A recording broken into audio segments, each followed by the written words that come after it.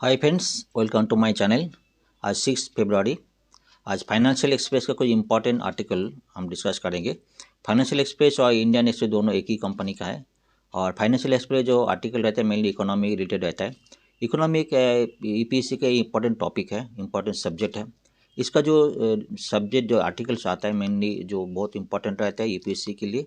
ठीक, आज का तो 3 इंपॉर्टेंट आर्टिकल हमने चूज किया है। हमने बहुत इंपॉर्टेंट आर्टिकल है। तो डेली की तरह हम जो इस आर्टिकल का जो बेसिक समरी है आपको समझने के लिए इसे समरी और ओवरऑल आउटलाइन एक बार दे देते हैं। बस 5-6 मिनट का आउटलाइन एक दे देंगे, तब बस डिटेल्स हो आर्टिकल के एक आर्टिकल का हम डिटेल डिस्कशन करेंगे। ठीक है। आज का जो फर्स्ट आर्टिकल बता रहे हैं पीएमआई बताया। ठीक है, परचेजिंग मैनेजर इंडेक्स बताया जा रहा है। जो है परचेजिंग मैनेजर इंडेक्स जो है सर्विस सेक्टर में, सर्विस परचेजिंग मैनेजर इंडेक्स, दो परचेजिंग मैनेजर इंडेक्स आते हैं, सर्विस परचेजिंग मैनेजर इंडेक्स और मैन्युफैक्चरिंग पीएमआई। ठीक है, सर्विस पीएमआई, मैन्युफैक्चरिंग पीएमआई। ठीक है, तो हम डाटा में देख रहे हैं तो सर्विस पीएमआई मैन्युफैक्चरिंग पीएमआई जो है सर्विस सेक्टर में जो है मैन्युफैक्चरिंग पीएमआई लास्ट 6 महीने में बहुत इंक्रीज हुआ है। लास्ट बोल रहा है, लास्ट जो जनवरी में सर्विस सेक्टर पीएमआई है परचेजिंग मैनेजर इंडेक्स लास्ट 6 महीने इंक्रीज हुआ। और जो मैन्युफैक्चरिंग पीएमआई जो है मतलब एक ही महीना लास्ट बहुत डाउनग्रेड था। में जो ब्लू लाइन में देख रहे मैन्युफैक्चरिंग जो पीएमआई है अभी तक जो है लास्ट डाउनग्रेड था। अभी गवर्नमेंट को स्टेप लिया, तो डेली बेसिस में बता रहा हूँ, गवर्नमेंट के स्टेप लिया, उसमें मैन्युफैक्चरिंग पीएमआई जो है वो थोड़ा इंक्रीज हुआ। ठीक है, हम बात करें सर्विस पीएमआई। ठीक है, सर्विस पीएमआई अभी पीएमआई की चेक करना करते हैं, इसका ज़रूरत क्या है। ठीक है, पीएमआई कौन करते हैं? पीएमआई करते हैं एसबीआई ग्लोबल, जो एसबीआई ग्लोबल कंपनी, इसको चेक करते हैं, हर मंथली बेसिस में चेक किया जाता है। ठीक है, पीएमआई परचेजिंग मैनेजर इंडेक्स। ठीक है, परचेजिंग मैनेजर क्या डिनोट करते हैं और सर्विस और मैन्युफैक्चरिंग क्या डिनोट करते हैं? ये लोग क्या करते हैं, हर कंपनी में जो कम से कम 500 का ज़्यादा कंपनी में अपना पॉइंट वो क्वेश्चन में भेजा जाता है। इसको मेनली 5 टाइप क्वेश्चन रहता है। ठीक है, एक तो उसका ऑर्डर कितना है, उसका डिलीवरी कितना है हुआ, एम्प्लॉयमेंट कितना है, स्टॉक कितना है, टाइमली कितना डिलीवरी, 4-5 पैरामीटर के ऊपर हम डिटेल डिस्कस करेंगे। उसके ऊपर इन्होंने एनालिसिस करते हैं, उसको हर मंथली में, मंथ के शुरुआत में उसको रिपोर्ट को डिलीवरी करते हैं। ठीक है, इसमें क्या इंडिकेट करते हैं, जैसे सर्विस भी है, सर्विस इसमें क्या करते हैं, सर्विस है तो हमारा सर्विस और मैन्युफैक्चरिंग सेक्टर में इंक्रीज हुआ। ठीक है, गवर्नमेंट की तरफ से और एक जो है इंडेक्स निकाला जाता है, आपने पता होगा, index of industrial production, IIP नाम जो है फेमस है, IIP, index of industrial production. ठीक है, वो भी जो है मेनली आउटपुट, जो है कंपनी प्रोडक्शन कितना आउटपुट बेस में कैलकुलेट किया जाता है। हायरा जो है पीएमआई जो है परचेजिंग मैनेजमेंट है उन कंपनी का इनपुट को डिफाइन करते हैं। ये क्लियर है ना, इनपुट है, पीएमआई इनपुट है।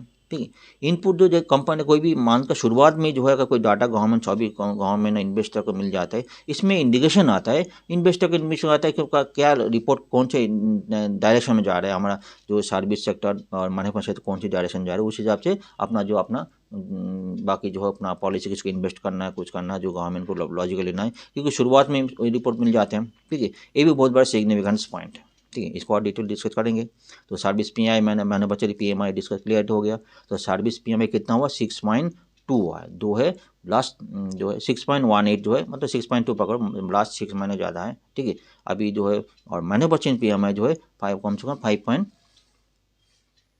56.5 मैन्युफैक्चरिंग पीएमआई, अभी तो डाउनग्रेड ही था। ठीक है, ऐसे ही बढ़ा जाए, जैसे 50 के ऊपर है, 50 के ऊपर है कम से कम माना जाएगा वो मतलब एक्सपेंशन है।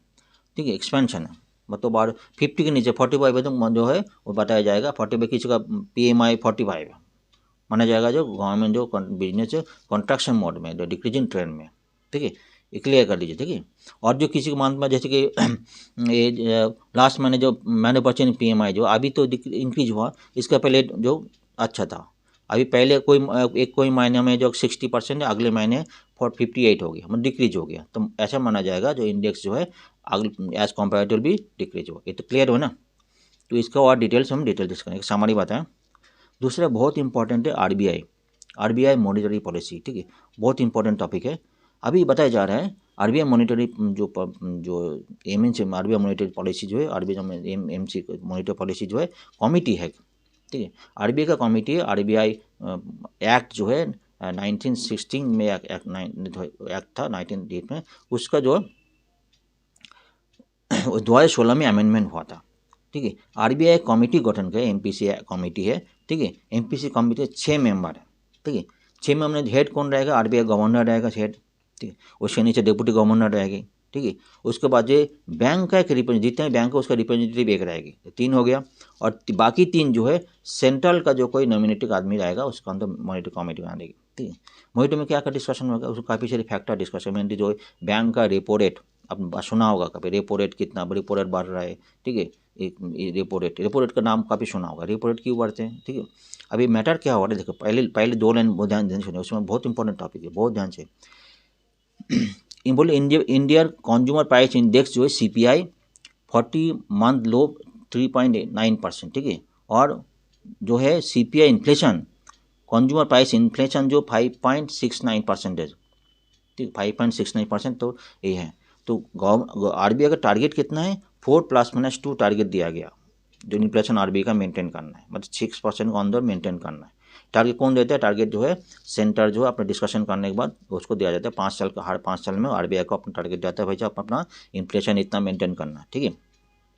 लास्ट MPC मीटिंग हुआ था 8 दिसंबर 2023 में हुआ था, ठीक है। उस टाइम मैंने काफ़ी सारी, उस टाइम ये मीटिंग जब मैं अभी बहुत सारी डिस्कशन की थी, उस टाइम जो है अभी का रेपो रेट जो है 6.5 था, और रेपो रेट अनचेंज, मतलब कोई चेंज नहीं किया था, 6.5 था, चेंज क्यों नहीं चेंज किया, उसमें 2 पॉइंट के ऊपर बहुत डिस्कशन हुई थी RBI में, काफ़ी डिटेल डिस्कशन हुई थी।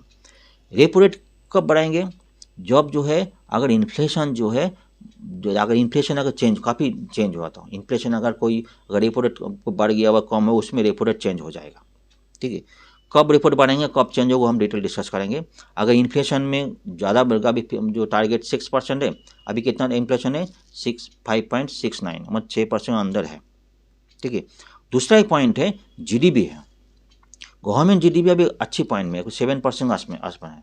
लास्ट टाइम जो बात हुई थी, लास्ट 8 दिसंबर जो मीटिंग हुई थी, उसमें 2 पॉइंट के ऊपर काफ़ी डिस्कशन हुई थी। एक तो इन्फ्लेशन जो 5.5% के आसपास था दिसंबर में, वो RBI नॉर्म्स के अंदर थी। दूसरे GDP है 7% के अंदर थी, ठीक है। इसलिए दोनों पॉइंट RBI का नॉर्म्स के अंदर मीट कर रहे हैं, इसलिए उन्होंने रेपो रेट कोई चेंज नहीं किया, 6.5% एज इट इज था। अभी आर्टिकल में बता रहे हैं, अभी RBI का तो मीटिंग है, आज से 6 तारीख से लेकर 8 तारीख के अंदर मीटिंग होगा, MPC मीटिंग होगा, RBI मॉनेटरी पॉलिसी मीटिंग होगा, ठीक है। अभी ये लोग काफ़ी रिसर्च किया, फाइनेंशियल एक्सप्रेस जो 14 जो रिसर्च किया, इसमें ये लोग बाकी मैक्सिमम जो है 40% लोग बता रहे हैं RBI जो हो सकता है इसमें कोई रेपो रेट में कोई चेंज नहीं करें, रेपो रेट चेंज नहीं करें, क्योंकि GDP तो 7% के ऊपर है, उम्मीद हो गया। इन्फ्लेशन RBI का रेट में है, इन्फ्लेशन हो गया। अगर इन्फ्लेशन ज़्यादा बढ़ जाता, मतलब 6%, 6.5, 7% होता, तब क्या करता RBI, तब रेपो रेट में आपको चेंज करना पड़ेंगे। RBI रेपो रेट बढ़ाएंगे नहीं घटाएंगे, हम डिटेल डिस्कस करेंगे, ठीक है। वो बहुत अच्छे से समझना पड़ेगा, उसमें RBI रेपो रेट चेंज करेंगे। लेकिन फॉर दैट केस RBI के पास में जो है इन्फ्लेशन GDP दोनों अपना, GDP अच्छी ग्रोथ में है, ठीक है, इन्फ्लेशन अपना नॉर्म्स में है, तो ऐसे सोचा जा रहा है RBI जो अपना रेपो रेट कोई चेंज नहीं करेंगे। इसमें डिटेल RBI मॉनेटरी पॉलिसी का डिटेल हम डिस्कशन करेंगे, व्हाट इज रेपो रेट क्या है, बैंक रेट क्या है, बहुत सारी पॉलिसी कब चेंज होगा, कब, जिसके क्वेश्चंस लगातार आते रहते हैं, उसमें हम डिटेल डिस्कस करेंगे इस आर्टिकल में। ये तो समरी बात है, ठीक है। दूसरा आर्टिकल है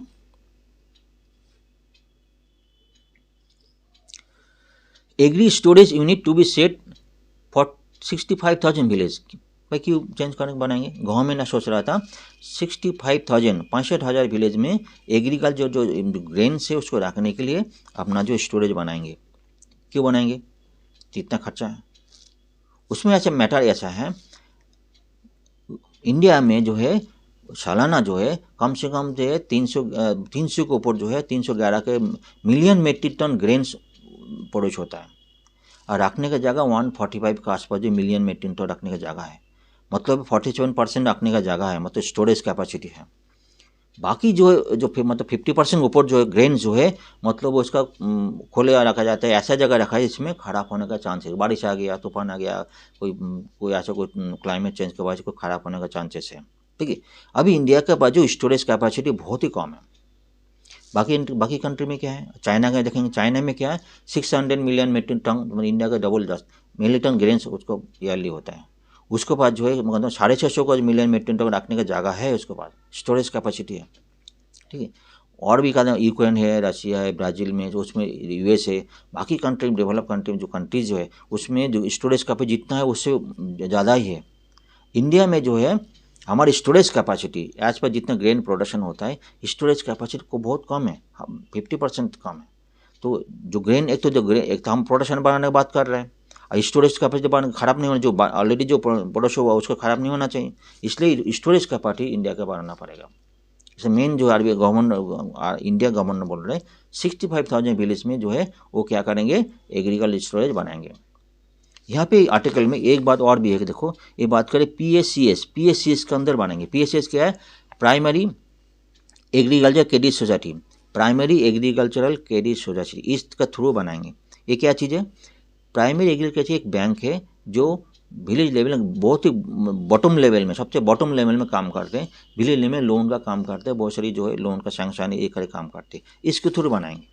ठीक है, इसके फंक्शन क्या होगा वो हम डिटेल डिस्कस करेंगे।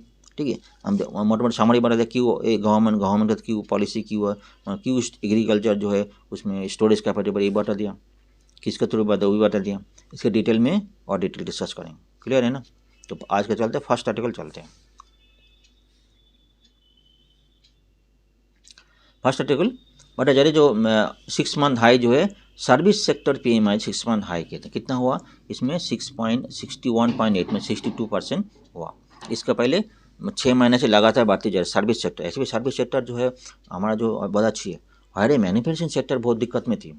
कुछ दिन पहले जो मैन्युफैक्चरिंग आउटपुट हम निकला था वो भी बहुत पोर था। ठीक है, गवर्नमेंट के लिए बहुत से हेडेक है, मैन्युफैक्चरिंग सेक्टर में बहुत हेडेक है, सर्विस सेक्टर हेडेक नहीं है, मैन्युफैक्चरिंग सेक्टर हेडेक है। ठीक है, मैन्युफैक्चरिंग सेक्टर इंक्रीज करने गवर्नमेंट काफ़ी सारी पॉलिसी काफ़ी स्टेप ले रहा है। एक तो उसको एक्सपोर्ट इंक्रीज करना पड़ेगा, जो एक्सपोर्ट डाउनग्रेड है, तो उसमें कई कंट्री के साथ उसने फ्री ट्रेड एग्रीमेंट का बातचीत चल रहा है, पेरू के साथ चल रहा है, यूके के साथ चल रहा है, यूरोपियन यूनियन के साथ बात चल रहा है। ठीक है, ओमान के साथ चल रहा है, काफ़ी कंट्री से बात चल रहा है। ठीक है, और भी जो है गवर्नमेंट जो है ऐसा सोचा है, बहुत से टेक्सटाइल यूनिट, बहुत सारी यूनिट कंपनी जो है जो रिसेशन पॉइंट में है, क्योंकि उसका जो मेन ऑर्डर था यूएस एंड यूरोप से आता था। ठीक है, अभी यूएस यूरोप से ऑर्डर इतना नहीं आ रहा है, इसलिए गवर्नमेंट क्या चाह रहा है बाकी कंट्री से भी अपना जो ऑर्डर लाने के लिए सब कोशिश कर रहे हैं, बाकी कंट्री से भी टेक्सटाइल सेक्टर को लाने के लिए। ये कुछ पॉइंट है, काफ़ी सारे पॉइंट है, बातों बात में तो बहुत बात हो जाता है। ठीक है, तो मैटर है अभी जो सर्विस पीएमआई जो लास्ट 6 मंथ से इंक्रीज है, तो इसका रिलेटेड कुछ पॉइंट हम डिस्कस करेंगे। मैटर क्लियर है ना, समझ में आ रहा है। पहले service what is purchasing manager PMI क्या है देख लेते हैं। परचेजिंग मैनेजर इंडेक्स क्या है, पीएमआई देखते हैं। Purchasing manager index is a economic indicator हुई deliver after monthly survey of different company से बात हो गया, डिफरेंट कंपनी से जो डिस्कशन करने के बाद ही मैक्सिमम 500 कंपनी से डिस्कशन करने के बाद बात है क्या क्यों डिस्कशन करते हैं। 6 पैरामीटर है, 6 पैरामीटर बेस में उसको डिसीजन लिया था, वो में देखते हैं डिस्कस करते हैं। और एक जो है जो इंडेक्स ऑफ इंडस्ट्रियल प्रोडक्शन जो बाईआईपी की बात कर रहा था, इंडेक्स ऑफ इंडस्ट्रियल, उसका भी होते हैं वो क्या मिल आउटपुट, कंपनी का आउटपुट का बात करते हैं। ठीक है, आउटपुट करते हैं, और पीएमआई जो है इनपुट का बात करते हैं। मेन फर्क तो यही है। ठीक है, पीएमआई 2 टाइप से जो मैन्युफैक्चरिंग पीएमआई सर्विस पे तो बात कर लिया। कौन निकलते हैं, एसपी ग्लोबल ये करते हैं। जो बात कर रहा था क्वेश्चन का 5K वेरिएबल से। ठीक है, एक तो के वेरिएबल क्या है, न्यू ऑर्डर्स। ठीक है, न्यू ऑर्डर से 30% मार्क्स दिया, अगर न्यू ऑर्डर नहीं है तो मार्क्स नहीं मिलेगा, ऐसा है। न्यू ऑर्डर जितना अच्छा उसका मार्क्स उसके ऊपर डिफाइन हो जाएगा। ठीक है, उसके ऊपर कितना ऑर्डर है उसके ऊपर मार्क्स उसके ऊपर डिफाइन हो जाएगी। ठीक है, दूसरा है आउटपुट कितना है, और आउटपुट नहीं उसका मार्क्स नहीं मिलेगा, ऐसा करके उसका इंडेक्स बनाए जाते हैं। तो इसलिए employment 20% marks, supply delivery time, अगर सब टाइम में डिलीवरी हो रहा है नहीं हो तो मार्क्स नहीं मिलेगा, इसके ऊपर कितना मार्क्स है, 15% मार्क्स है। तो स्टॉक आइटम परचेज जो है, परचेज आइटम कितना स्टॉक है उसके ऊपर डिपेंड, उसको कितना मार्क्स मिलेगी, 10%। इसके ऊपर डिपेंड पीएमआई डिफाइन होता है। ठीक है, तो मंथली बेसिस में उसका निकाला जाता है। सारी बात डिस्कस हो गया। पीएमआई मतलब 0 से 100 जो बात कर रहा था, अगर 50 के नीचे है तो कंट्रैक्शन में है, 50 के नीचे खींचेगा तो एक्सटेंशन मोड में है, ऐसा दिखाने जाता है। 50 के ऊपर है तो डिफाइन क्या करेगा, वो एक्सपेंशन है। ठीक है, जो बात करें कंपैरेटिव होगा, कंपैरेटिव लास्ट महीने से इस महीने होगा तो लास्ट महीने इसका जो है सर्विस प्रोडक्शन अच्छा है, पीएमआई अच्छा है। सिग्निफिकेंस का जो बात करें, सिग्निफिकेंस है जो अगर सिग्निफिकेंस जो मंथ के पहले दिन ही उसको इनिशियल स्टेज में होता है, तो बाकी जो गवर्नमेंट का इंडिकेशन मिलता है वो साथ में जो इन्वेस्टर है उसको इंडिकेशन मिलती है, ये इसका मेन पॉइंट है। अभी आज का जो आर्टिकल बता रहे हैं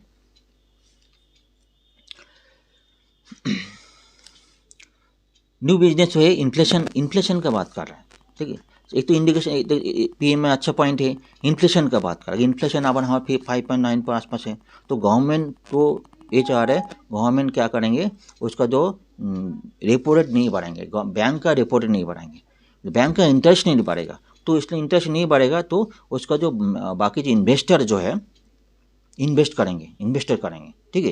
ये बात है। इन्फ्लेशन तो अभी कुछ आरबीआई की बात करें, इन्फ्लेशन बराबर अच्छी है तो बैंक इंटरेस्ट रेट नहीं बढ़ेगा, इन्फ्लेशन कम हो तो बैंक इंटरेस्ट रेट बढ़ेगा। क्यों बढ़ाएंगे वो हम डिस्कस करेंगे, नेक्स्ट आर्टिकल में डिस्कस करेंगे, ठीक है। क्योंकि इन्फ्लेशन ऑलरेडी अपना टारगेट में है, हायर पोस्ट में, हायर रेंज में है, ठीक है। इसलिए बैंक हो सकता है interest rate same as it is रखेंगे। इंटरेस्ट सेम है, कोई चेंज नहीं हो सकता है, जो बाकी इन्वेस्टर जो है इन्वेस्ट करेंगे। ये भी है, मैन्युफैक्चरिंग सर्विस सेक्टर में इंक्रीज होने का चांसेस बहुत ज़्यादा है, ठीक है। ये कुछ पॉइंट है, ठीक है। चलिए नेक्स्ट चलते हैं। नेक्स्ट बहुत ही इंपॉर्टेंट आर्टिकल है, RBI unlikely to take rate actions as per poll जो है। एक्चुअली 6 to 8 फरवरी जो है आरबीआई का जो है मॉनिटरी पॉलिसी कमेटी का मीटिंग है, ठीक है। एज पर रूल्स जो है आरबीआई एक्ट 1934 उसका जो है एक्ट है, उसी हिसाब से है। उसके बाद अमेंडमेंट हुआ था 2016 में। उसके बाद आरबीआई का मॉनिटरी पॉलिसी कमेटी बनाया गया था, ठीक है। उसके बाद जो मॉनिटरी पॉलिसी जो है क्या करते हैं, उसका कुछ रेपो रेट तो बैंक का रेट कुछ है, इन्फ्लेशन को जो है टारगेट रखते हैं, इन्फ्लेशन कंट्रोल करना है, ठीक है। उसका मेंबर कितने हैं वो हम डिस्कस करेंगे, ठीक है। मेंबर कितने हैं, 6 मेंबर है, तो ऑलरेडी डिस्कस आपको किया था, ठीक है। इस मॉनिटरी पॉलिसी के जो इम्पोर्टेंट डिसीजन होता है, एक जो अगर ये जो एक तो मेन तो ऑब्जर्व करते हैं, एक तो जीडीपी ऑब्जर्व करते हैं, दूसरा इन्फ्लेशन ऑब्जर्व करते हैं, दोनों अपोजिट है, ठीक है। अगर जीडीपी अच्छा है, जीडीपी 7% गुड है, लास्ट दिसंबर में जो मीटिंग हुआ था 8 तारीख को बात किया था, जीडीपी 7% ये गुड है। और जो इन्फ्लेशन जो अगर आरबीआई टारगेट 6% का नीचे होना चाहिए, 4 ± 2 6% नीचे होना चाहिए। इन्फ्लेशन अगर टारगेट में है तो आरबीआई बैंक जो रेपो रेट इंक्रीज नहीं करेगा, ठीक है। रेपो रेट क्या है, रेपो रेट ऐसे है, एक इंटरेस्ट रेट है, वो जो है कैसे कमर्शियल बैंक को जो है कोई लोन लेना, आरबीआई से कोई पैसा लेना है तो दिस इज ए रेट है, रिवर्स रेट है, ठीक है, रेपो रेट है, ठीक है। अगर इन्फ्लेशन ज़्यादा है तो आरबीआई जो है क्या करेंगे, रेपो रेट तो अनचेंज मतलब है उसको ये नहीं करेंगे अगर टारगेट का अंदर है, ठीक है। अगर रेपो रेट आपका जो है इन्फ्लेशन इंक्रीज हो गया 7% 8% हो गया तो क्या करेगा आरबीआई, रेपो रेट बढ़ा देगा, ठीक है। सेम अगर इन्फ्लेशन बढ़ जाएगा तो रेपो रेट भी बढ़ देगा, ठीक है। रेपो रेट बढ़ देगा तो क्या होगा, बैंक जो है जो जिस इंटरेस्ट रेट से आरबीआई से लोन लेते थे, पैसा लेते तो इंटरेस्ट रेट बढ़ जाएगी, समझ में आ रहा है ना। इन्फ्लेशन बढ़ जाएगा तो क्या करेगा आरबीआई, मेन टारगेट क्या रहेगा, मार्केट से पैसा को कम करने के लिए, मनी फ्लो को कम करना मेन टारगेट रहेगा। मनी फ्लो, आदमी का पैसा नहीं रहेगा तो सामान खरीदे कैसे, कोई भी आइटम का कोई इन्फ्लेशन है, कोई फूड आइटम, कोई आइटम में इन्फ्लेशन काफ़ी बढ़ गया, सपोज कि 100 रुपये का आया तो 200 रुपये 150 रुपये हो गया, ठीक है। आदमी के पास पैसा हो तो खरीद लेगा, ठीक है। पैसा ना हो, मनी सप्लाई कम हो तो आदमी वो चीज़ को नहीं खरीद पाएंगे, मनी सप्लाई कम हो जाएगा, ठीक है। मनी सप्लाई कम हो जाएगा धीरे धीरे वो आइटम को इन्फ्लेशन रेट ऑलरेडी कम हो जाए, इन्फ्लेशन कम हो जाएगा। तो आरबीआई जो मार्केट से पैसा कैसे कम करेंगे, कई सारी स्टेप है, 2 4 5 स्टेप है, उसको आरबीआई से मार्केट का फ्लो को कम कर देंगे, ठीक है। एक तो बैंक को कसेंगे, बैंक को कस गला पकड़ लेंगे, बैंक को कैसे कसेंगे, इंटरेस्ट रेट बढ़ा देगा तो मनी सप्लाई कम का इंटरेस्ट बढ़ गया, जब इंटरेस्ट बढ़ जाएगा बैंक आरबीआई से पैसा उठा नहीं पाएंगे, लोन नहीं पाएंगे, इंटरेस्ट बढ़ जाएगा, ठीक है। उसमें क्या होगा, जो मनी सप्लाई तो बैंक आरबीआई से पैसा नहीं लेंगे तो आरबीआई बैंक जो है कस्टमर को जो मार्केट में लोन नहीं दे पाएंगे, लो इंटरेस्ट रेट बढ़ जाएगा, इंटरेस्ट रेट बढ़ जाएगा तो कंज्यूमर के पास जो इंटरेस्ट हायर इंटरेस्ट रेट से लोन लेना भारी पड़ेगा, तो लोन लेना वो उसको भी कम कर देंगे। इसलिए जो मनी फ्लो मार्केट में फ्लो कम हो जाएगी, समझ में आ रहा है ना। इनका मतलब है अगर इन्फ्लेशन बढ़ गया तो आरबीआई किसी भी हालत में कंडीशन में, उसको ध्यान दीजिए, किसी भी कंडीशन में मार्केट में पैसे को कम कर देंगे, मनी सप्लाई कम कर देंगे, एक मेन टारगेट है, ठीक है। और उल्टा इन्फ्लेशन कम हो गया, जब 4% नीचे हो गया, अब 3% 4% हो, इन्फ्लेशन कम है, आरबीआई क्या करें, मार्केट में पैसे को बढ़ाएंगे, सप्लाई ज़्यादा बढ़ेंगे, सप्लाई बढ़ेंगे क्या होगा, इन्फ्लेशन कम है, सप्लाई क्या होगा, आदमी का बैंक जो है कम इंटरेस्ट में आरबीआई से पैसे ले लेंगे, और बैंक भी कंज्यूमर को जो कम इंटरेस्ट से पैसे दे देंगे, तो आदमी के पास जो कंज्यूमर के पास जो बहुत कम रेट में पैसा कम जगह पर आ जाएगा। ये तो लॉजिक समझ में आ रहा है ना। अभी जो है देखो जीडीपी का मैटर क्या है, ये तो इन्फ्लेशन मैटर प्ले कर, इन्फ्लेशन मैटर कर दिया, जो बैंक का जो आरबीआई का मेन मार्केट से पैसा उठाना देना दोनों काम है। जीडीपी का मैटर क्या है, अगर जीडीपी आपका जो है बहुत कम आ रहा है, जीडीपी बहुत कम, मतलब अगर 6% 6.5% टारगेट है, आपको 4% टारगेट है, 4% आ रहा है, तो आरबीआई का काम रहेगा मार्केट में पैसा फ्लो करना, जैसे कि बैंक का इकोनॉमिक ग्रोथ हो। ठीक है, ऐसे भी नहीं आरबीआई मार्केट से उठाना उसका काम नहीं है, वो जीडीपी को मेंटेन करता है। अगर जीडीपी बहुत कम रेंज में है, जीडीपी अगर 4.5% 5% इंक्रीज हो, तो आरबीआई इकोनॉमी को इंक्रीज करने के लिए इंटरेस्ट रेट कम कर देगा, बैंक रेपो रेट कम कर देगा। रेपो रेट कम कर देंगे तो बैंक जो है कम रेपो प्राइस में जो है उसको लोन को जो है अपना लोन ले पाएंगे। बाकी जो बाकी इन्वेस्टर है, बाकी जो कोई फैक्ट्री लगाना कुछ, उसको कम रेट में पैसे मिल जाएगा। ठीक है, उसमें जो इंटरेस्ट इकोनॉमिक ग्रोथ हो जाएगी। ये समझ में आ रहा है ना। अगर जीडीपी कम रेट बहुत कम हो गई, जीडीपी कम रेट होगा तो मनी सप्लाई बढ़ाना पड़ेगा इकोनॉमी में। मनी सप्लाई नहीं बढ़ाएंगे तो उसमें बहुत दिक्कत हो जाएगी, उसमें क्या हो जाएगा, इकोनॉमी डाउन हो जाएगी। इसलिए इंटरेस्ट कम करना, इंटरेस्ट कम करेंगे तो बहुत से इन्वेस्टर जो कम इंटरेस्ट में लोन लेके नया फैक्ट्री लाइक में इकोनॉमिक ग्रोथ होगा। ये मेन मैटर है। अभी मैटर क्या है यहाँ पे, जगह मैटर क्या है यहाँ पे, ये पॉइंट बता रहे सीपीआई इन्फ्लेशन जो है 5.69 बता रहे, सीपीआई इन्फ्लेशन 5.69। ठीक है, जीडीपी कितना है 7% ऊपर है, 7.3% है, ऐसे एस्टिमेटेड है। दोनों आपको जो इन्फ्लेशन ज़्यादा है, जीडीपी भी अच्छा है। तो ऐसा जो बहुत सारी जो है इकोनॉमिक्स जो बोल रहा है। अभी 6 फरवरी से 8 फरवरी जो आरबीआई की मीटिंग है, मॉनिटरी पॉलिसी मीटिंग है, उस मीटिंग में ऐसा सोचा जा रहा है जो रेट को अनचेंज रखें। रेट को अभी रेट कितना है, रेपो रेट कितना है 6.5%। रेपो रेट किसको बोलते हैं, रेपो रेट होता है जिस रेट में आरबीआई बैंक को लोन देते हैं, कमर्शियल बैंक को लोन देते हैं, उसको रेपो रेट बोलता है, रिवर्स रेपो रेट बोलते हैं। रिवर्स रेपो कहते हैं, और बाकी डिस्कस करता हूँ। ठीक है, अभी क्या होता है, आरबीआई बैंक को लोन देता है, खाली हाथ तो छोड़ देंगे ना, उसमें क्या उसके बदले में क्या लेते हैं, बहुत सारी security, government security as a bond जो है डिपॉजिट रखता है। आरबीआई के पास डिपॉजिट रखना पड़ेगा, बहुत सारी चीज़ उसको आरबीआई का डिपॉजिट रखना, तभी उसको एक करेंगे। अब सब कोई बैंक आरबीआई से पैसा ले लिया, उसका जो सिक्योरिटी डिपॉजिट किया, बॉन्ड डिपॉजिट किया, बाद में बैंक जो पैसा जब वापस कर नहीं पाए तो आरबीआई क्या करेगा, जो बॉन्ड सिक्योरिटी रखा था उसको सेल कर देंगे। ठीक है, सेल कर देंगे, उसके बाद जो पैसा था उठा लेंगे। ये मैटर क्लियर है। अभी जो मेन मैटर जो आर्टिकल जो बोल रहा है, जो फाइनेंशियल एक्सपेक्ट किया गया, काफ़ी सारी इकोनॉमिस्ट को उन्होंने अपना राय ली थी, एनालिसिस की थी। वही आरबीआई जो मॉनिटरी पॉलिसी है, अभी जो 6 से 8 तारीख की मीटिंग है, उसमें अपना बैंक रेपो रेट बढ़ाएगा, कम है क्या, इसमें मैक्सिमम क्या बोल रहे हैं, मैक्सिमम 40% बोल रहा है। जो अभी तो नहीं बढ़ाएंगे, हो सकता है सेकेंड क्वार्टर जो उस बाद बढ़ा सकते हैं। कुछ बोल रहा है, कुछ 0.25% बोल रहा है, उसमें नहीं, अगले साल बढ़ाएंगे, अभी तो नहीं बढ़ेंगे। कोई भी हो, अभी फिलहाल तो नहीं बढ़ाएंगे। फिलहाल बढ़ेंगे तो इकोनॉमिक जो है ऑलरेडी इन्फ्लेशन टारगेट अपना इसमें है, इन्फ्लेशन ज़्यादा होगा तो कुछ पॉइंट था। ठीक है, अभी तो बढ़ेंगे नहीं, ऐसा पॉइंट भी नहीं। ठीक है, ऐसे कुछ पूछा जा रहा है कि अभी बैंक गवर्नमेंट को अपना मैंने जो बताऊँ, जो मैन्युफैक्चरिंग सेक्टर इंक्रीज करना है तो प्रोडक्शन बोर्ड तो करना पड़ेगा। अभी मेन तो अपना आरबीआई जो है लॉजिकली जो है अपना इंटरेस्ट नहीं बढ़ाएगी, क्योंकि मैन्युफैक्चरिंग सेक्टर आउटपुट कम है। ठीक है, सर्विस सेक्टर ठीक है, मैन्युफैक्चरिंग सेक्टर पीएमआई जो अभी आर्टिकल पीएमआई इतना अच्छा पॉइंट नहीं है, अभी भी नहीं है।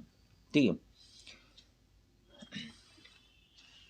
Reserve bank of India 6 member policy committee क्या बता रहे हैं, अभी तो February meeting 6 to 8 February meeting है, वो जो बात कर रहा था।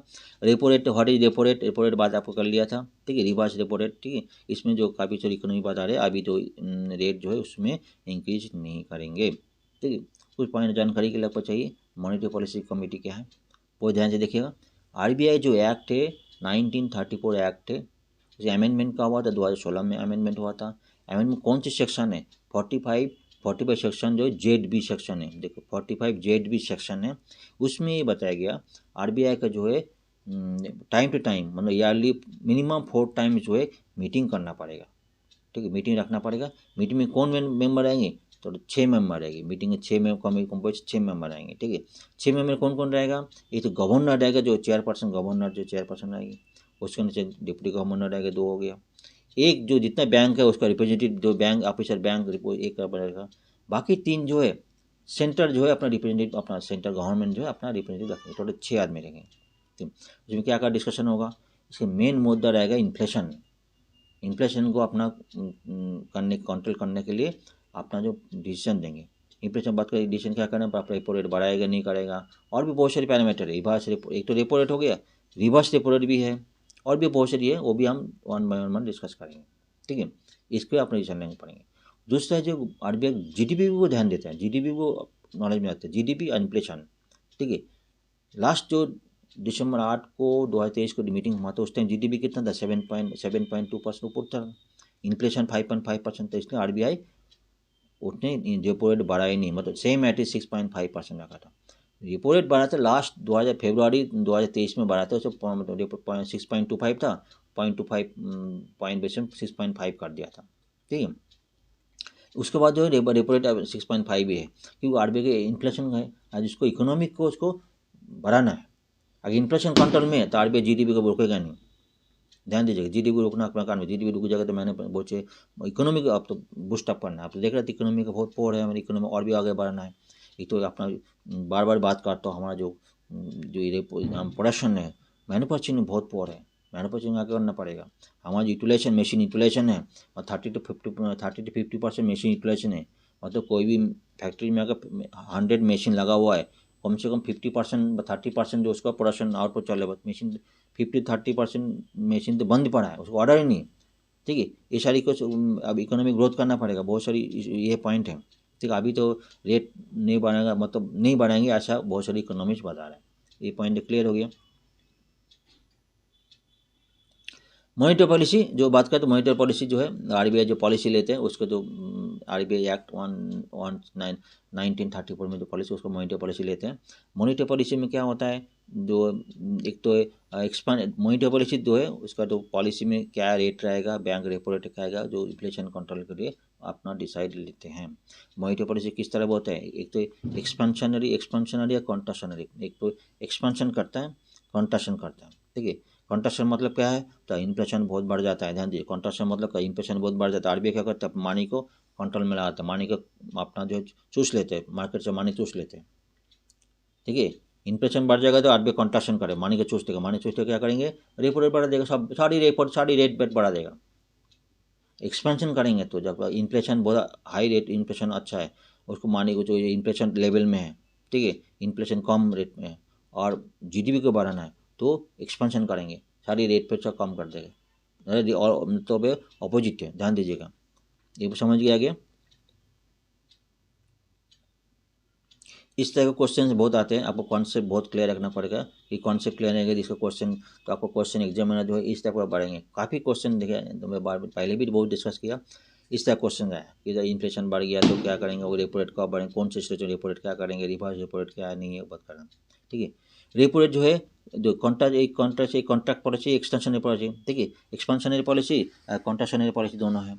रेपो रेट जो है, जो बात कर रहा है जो है कॉन्ट्रैक्शन, आरबीआई मार्केट में कंट्रैक्शन करना है तो इंक्रीज करेंगे रेपो रेट, एक्सपेंशन करना है तो उसको डिक्रीज करेंगे, रेपो डिक्रीज करें तो मनी सप्लाई हो जाएगा कंट्रैक्ट में। ठीक है, कैश रिजर्व है, जो कैश रिजर्व क्या है, जो भी जो है बैंक, जो कमर्शियल बैंक है, आरबीआई के पास जो है कैश रखना पड़ता है, liquid cash on daily basis में एक सर्टेन अमाउंट रखना पड़ेगा। ठीक है, वो रेशियो है। ठीक है, वो रेशियो अगर सपोज क्या करेंगे, कॉन्ट्रैक्शन आपको कॉन्ट्रैक्ट करना है, वो रेशियो बढ़ा देगा। ठीक है, किसी को 1 बिलियन रखना 2 बिलियन कर देगा, वो अपना जो है मनी को ख़त्म कर दे, बढ़ा देगा, हर चीज़ बढ़ा देगा। कैश रिजर्व मतलब है जो कैश डिपोजिट रखना पड़ता उसको बढ़ा देंगे, रेट बढ़ा देंगे तो कॉन्ट्रैक्शन हो जाएगा। सिमिलरली उल्टा हो जाएगा, एक्सपेंशन हो जाएगी। सैचुरेटेड लिक्विडिटी, सब इसको हर बैंक को जो है सैचुरेटेड लिक्विडिटी मतलब है आरबीआई के पास जो बॉन्ड, सिक्योरिटी बॉन्ड, क्या गोल्ड, कैश रखना पड़ता, डिपोजिट रखना पड़ेगा। ठीक है, रखना पड़ता है। ठीक है, इसलिए जो है सेम चीज़ है, अगर कॉन्ट्रैक्शन करना है तो सब जो उसको परसेंटेज बढ़ा देगा, रेट बढ़ा देगी, कर देगा, बढ़ जाएगी।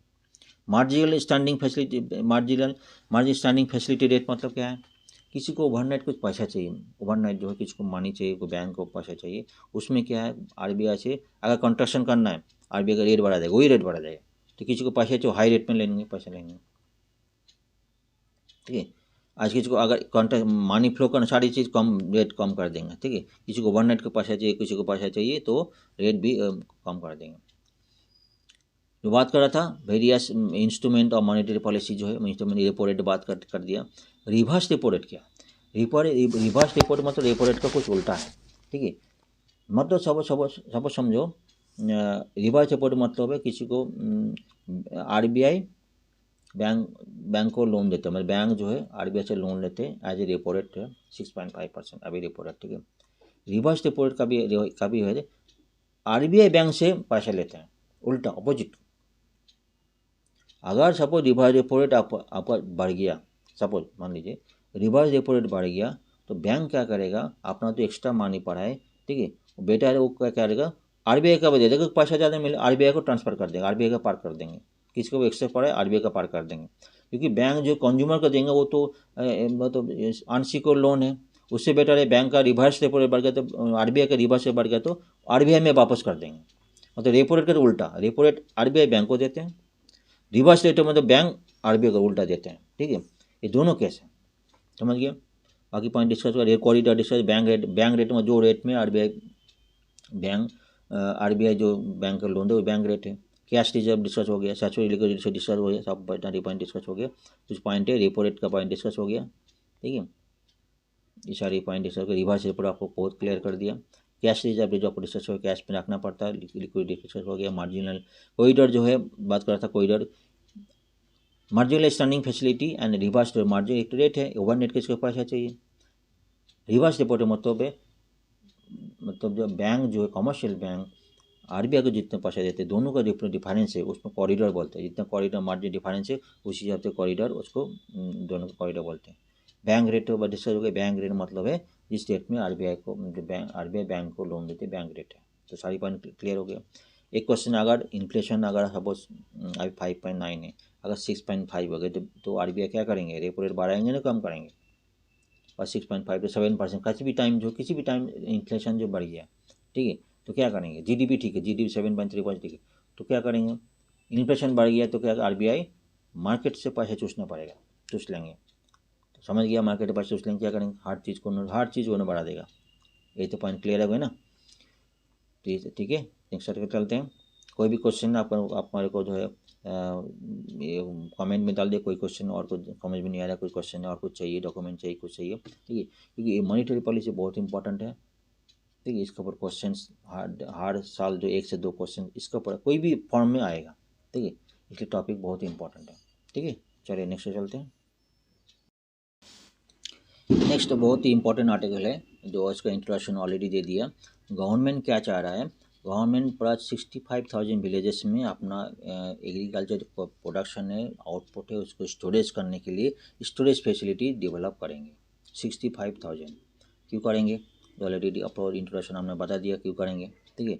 एक्चुअली हमारा इंडिया में जो है जो क्रॉप जो प्रोडक्शन होता है वो होता है 311 मिलियन मीट्रिक टन पर ईयरली होता है, ठीक है। और हमारा जो स्टोरेज कैपेसिटी है कम से कम 145 मिलियन मेट्रिक टन, मतलब आधे से भी कम।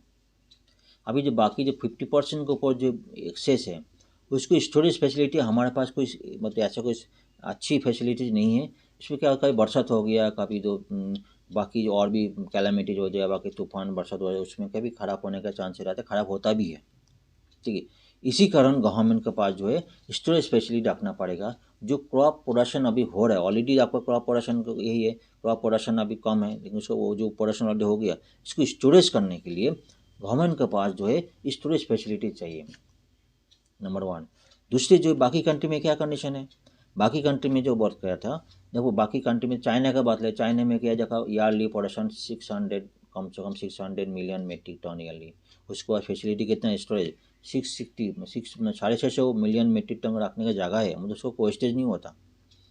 दूसरा कार और भी कंट्री ब्राज़ील हो गया, बाकी जो है फ्रांस हो गया, यूएस हो गया, जो बाकी सभी बड़ा कंट्री, उसके बाद जितना प्रोडक्शन है स्टोरेज फैसिलिटी तो है ही है, तो स्टोरेज फैसिलिटी रखना पड़ेगा क्योंकि जो प्रोडक्शन होता है उसको एटलीस्ट ख़राब ना हो, ठीक है। एक मेन मुद्दा पॉइंट है, स्टोरेज फैसिलिटी रखना पड़ेगा।